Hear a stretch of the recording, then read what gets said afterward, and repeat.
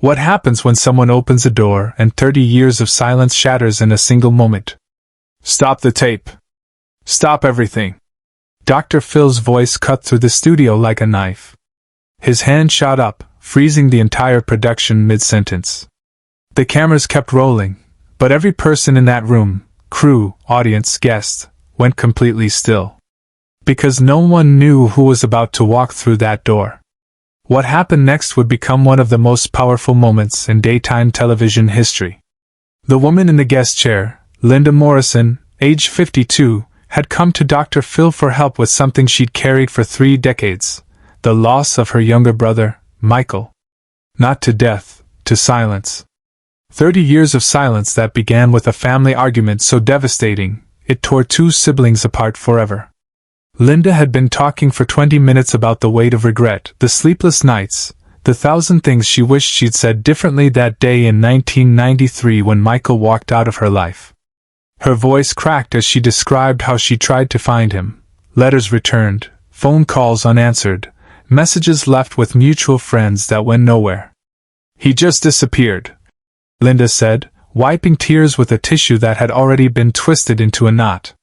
And I've spent 30 years wondering if he's even alive. Dr. Phil sat forward in his chair, that familiar intensity in his eyes.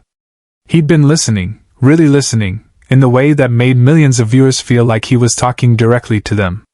Linda, Dr. Phil said quietly, I want you to understand something. Guilt is a choice. You can carry it, or you can put it down. But what Linda didn't know was that Dr. Phil had made a choice too, one that would change everything. 2 weeks before this taping, Dr. Phil's team had done something extraordinary. They'd found Michael Morrison living in Portland, Oregon, working as a carpenter, married with 2 kids, and carrying the same burden of regret his sister carried. The same sleepless nights. The same questions about what might have been. The team had flown to Portland. They'd shown Michael the tape of his sister's intake interview, where she'd broken down describing the pain of losing him. And Michael had cried, really cried, for the first time in decades. I thought she hated me, Michael had said, his voice barely above a whisper. I thought I'd ruined everything. Now Michael was backstage, in a small holding room, clutching a photograph, the same photograph his sister had brought to the show. A faded Polaroid from 1990 showing 2 siblings at a family barbecue, arms around each other, laughing at something their father had just said. Both carried copies of that photo. Neither knew the other still had it. Back on stage, Dr. Phil was setting up the moment with surgical precision. He needed Linda to understand what was about to happen, but he also needed her to be ready for it. Linda, I want to ask you something, Dr. Phil said, his voice taking on that tone viewers knew meant something big was coming. If you could say one thing to your brother right now, what would it be? Linda's face crumpled. I'd tell him I'm sorry. I'd tell him that I was wrong, that I was angry and stupid and I said things I didn't mean. I'd tell him that not a single day has gone by that I haven't thought about him. The studio audience was silent. Some were already crying. Dr. Phil stood up. This was not part of the normal flow. Productions ran on tight schedules, specific beats, planned moments. But Dr. Phil had stopped following the script. Hold on, he said, turning to the control booth. Stop the tape. Stop everything. The confusion was visible. Producers looked at each other. The audience shifted in their seats. Linda's eyes went wide. Dr. Phil walked to the edge of the stage and made a gesture toward the wings. The stage manager, a woman who'd worked with Dr. Phil for 15 years and had seen hundreds of episodes, was visibly emotional as she spoke into her headset. Bring him out. The door at the side of the stage, the door guests never used, the door that opened to the backstage area, began to open. Slowly. And through that door stepped a man in his late 40s, salt and pepper hair, wearing jeans and a button-down shirt, his hands shaking visibly. Michael Morrison. Linda's scream was primal. Not a scream of fear, a scream of recognition, of disbelief, of 3 decades of pain colliding with 3 decades of hope. She launched out of her chair so fast she nearly fell. Dr. Phil caught her arm, steadying her, as Michael crossed the stage in 4 long strides. They collided in the center of the stage, arms wrapping around each other, both sobbing so hard their bodies shook. The audience was on its feet. Cameras captured every angle, the trembling hands, the tears, the way Linda kept pulling back to look at her brother's face as if she couldn't believe he was real. Subscribe and leave a comment, because the most powerful part of this story is still ahead. Dr. Phil stepped back, giving them space, his own eyes wet. The crew had stopped pretending to be professional. Grown men behind cameras were wiping their faces. The makeup artist in the wings had her hand over her heart. For 90 seconds, no one spoke. The Morrison siblings just held each other, 30 years of separation dissolving in that embrace. The only sounds were their crying and the occasional sob from the audience. Finally, Dr. Phil approached. He placed a hand on each of their shoulders. "Sit down," he said gently. "Both of you. Sit down and talk to me." They sat in the 2 guest chairs, still holding hands, either willing to let go. Michael kept staring at his sister like she might vanish if he blinked. "Michael, Dr. Phil said, "did you know your sister was going to be here today?" Michael shook his head, unable to speak yet. He pulled the photograph from his pocket, the same one Linda had in her purse, and held it up. Linda gasped, pulled hers out, and they laid them side by side on the small table between the chairs. Identical photographs. Identical memories. 30 years of parallel pain. "I carried this every day," Michael finally managed to say. "Every single day. I'd look at it and wonder if you remembered. If you miss me. If you'd forgiven me." "Forgiven you?" Linda's voice broke. "Michael, I'm the one who needs forgiveness. I'm the one who said those terrible things. I'm the one who told you to leave and never come back." But what neither sibling knew was that the real story was more complicated than either had remembered. Dr. Phil leaned forward. This was his gift, the ability to cut through decades of pain and find the truth underneath. "Let me tell you both something," Dr. Phil said. "I've talked to your family. I've talked to your mother, your aunt, your cousins. And I've learned something about that day in 1993 that neither of you know." Both siblings turned to face him, still clutching each other's hands. "Your father had just been diagnosed with stage 4 cancer," Dr. Phil said quietly. "He didn't want anyone to know. He'd only told your mother that morning.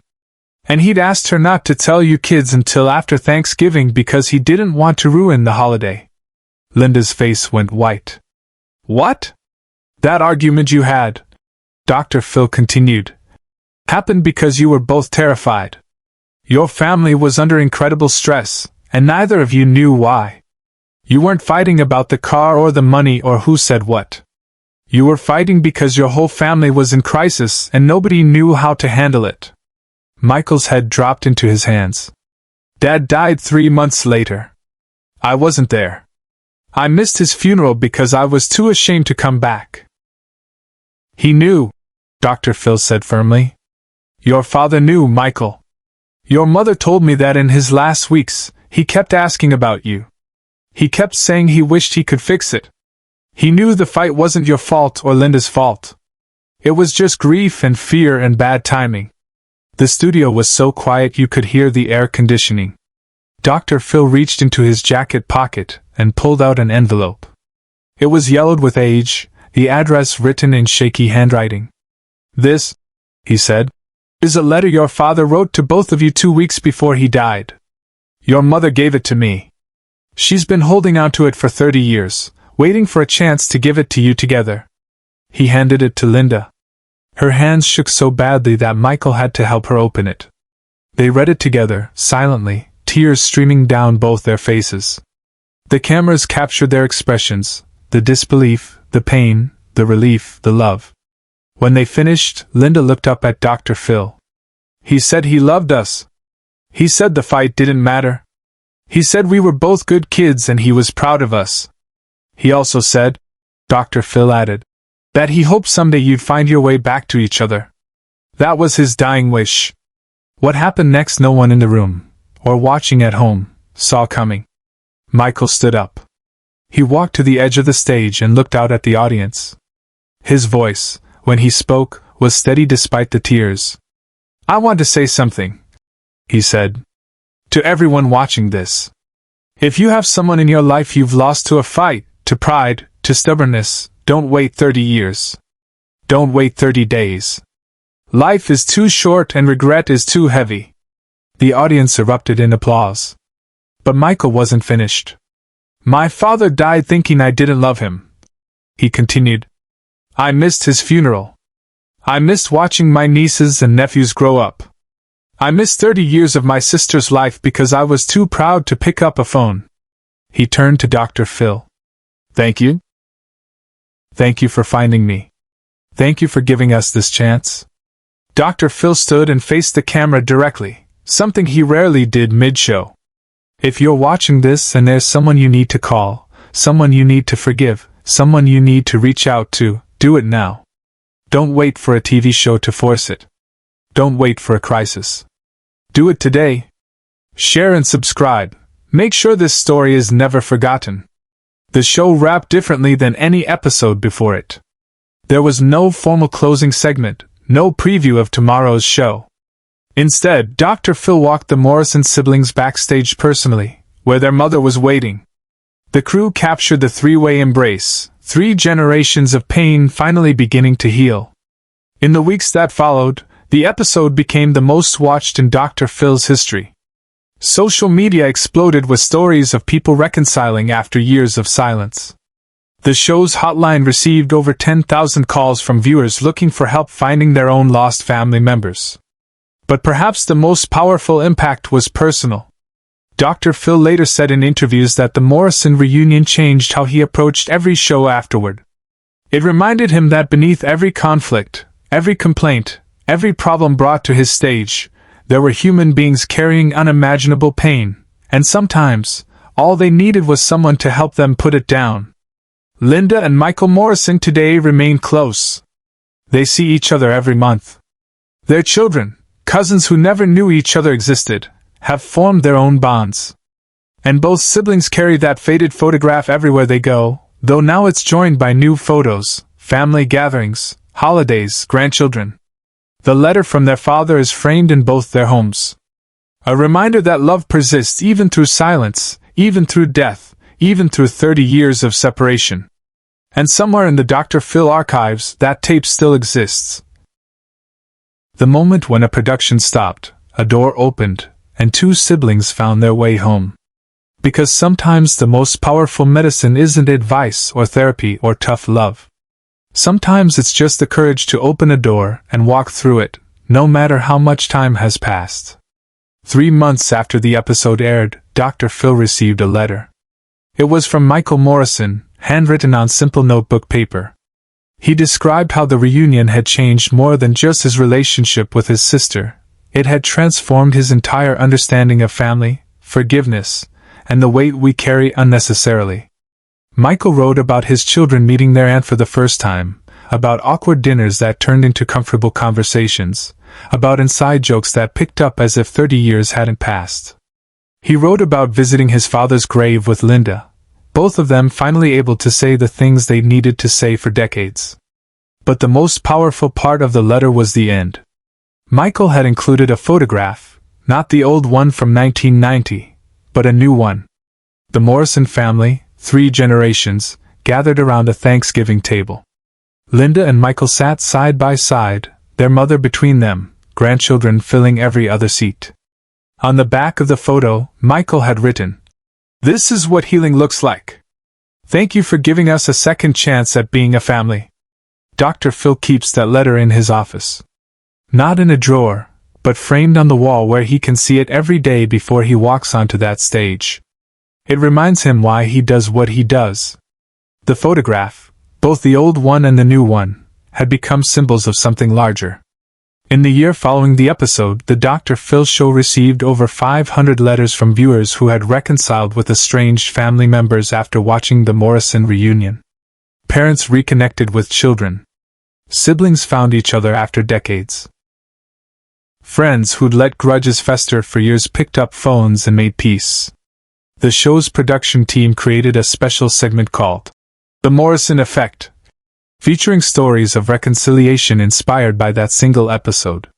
Each story was different reasons for the separation, different paths back together, but they all shared one thing: someone had to be brave enough to open the door first. Linda Morrison became an advocate for family reconciliation, speaking at community centers and churches about the dangers of letting pride destroy relationships. She'd show that old photograph, tell the story of 30 lost years, and then show the new photograph, proof that it's never too late. "People asked me if I regret those 30 years, Linda said in one speech. "Of course I do. But I can't get them back. What I can do is make sure the next 30 years count for something. And if my story helps even one person pick up the phone, then maybe those lost years weren't completely wasted." The legacy of that moment continues to ripple outward. Dr. Phil's approach to family estrangement cases changed fundamentally after the Morrison reunion. He became more willing to take risks, to surprise guests with reunions, to invest the show's resources in tracking down lost family members. The success rate was remarkable. Not every case ended in reconciliation, but far more did than anyone expected. The key, Dr. Phil realized, was creating the safe space for healing to begin. Sometimes people needed permission to forgive, or to ask for forgiveness. They needed someone to facilitate that first terrifying step. And sometimes, they just needed to know they weren't alone in carrying regret. The Morrison siblings taught him that lesson. They showed him, and millions of viewers, that the human capacity for forgiveness is stronger than the human capacity for holding grudges, if we're just brave enough to test it.